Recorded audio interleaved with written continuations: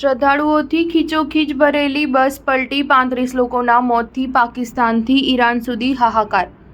પાકિસ્તાનથી Iraq જતા શિયા સમુદાયના શ્રદ્ધાળુઓની એક બસ દુર્ઘટનાગ્રસ્ત થતા હાહાકાર મચી ગયો હતો। માહિતી મુજબ શ્રદ્ધાળુઓથી ભરેલી આ બસ સેન્ટ્રલ ઈરાનમાં દુર્ઘટનાગ્રસ્ત થઈ, જેમાં 35 લોકો મૃત્યુ પામી ગયા હતા। એક અધિકારીએ આ માહિતી આપી હતી। ઈરાનની સરકારી મીડિયા એજન્સીના અહેવાલ મુજબ સ્થાનિક ઇમરજન્સી ઓફિસર મોહમ્મદ અલી માલિકજાદેહે કહ્યું કે આ દુર્ઘટના મંગળવારે રાત્રે ઈરાનના યઝ પ્રાંતમાં સર્જાઈ હતી, જ્યારે પાકિસ્તાની મીડિયાનો દાવો છે કે બ્રેક ફેલ થઈ જવાને કારણે ડ્રાઈવરે નિયંત્રણ ગુમાવતા બસ પલટી ગઈ હતી, જેના લીધે આ ગમખ્વાર અકસ્માત સર્જાયો।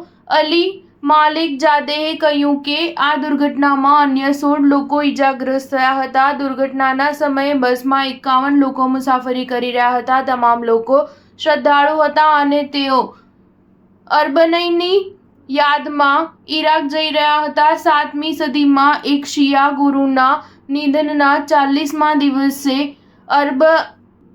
અરબ ઈન મનાવાય છે। સ્ટાર ન્યૂઝ 7 હંમેશા સચ્ચાઈની સાથે।